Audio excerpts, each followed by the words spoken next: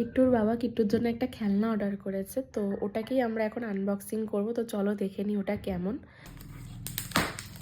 আমি তো খুব এক্সাইটেড দেখার জন্য, মানে অ্যাক্টিভিটি করানোর জন্য এই খেলনাগুলোর কথা বলছি। ওয়াও, জানি না কিট্টু এখন এটার সাথে কতটা খেলতে পারবে বা ও কতটা অ্যাক্টিভ হবে এটার সাথে। অনেক ছোট ছোট পার্টস রয়েছে।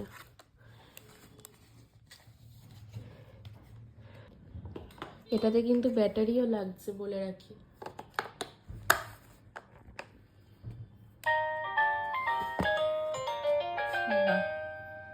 মনে হচ্ছে রেসপন্স করবে কিট্টু। ওয়াও, এটা বেশ কিউট।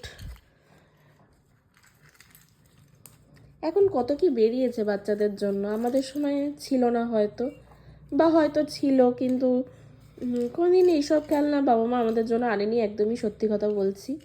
হয়তো তারা জানতোও না যে এসব পাওয়া যায় কি যায় না, জানি।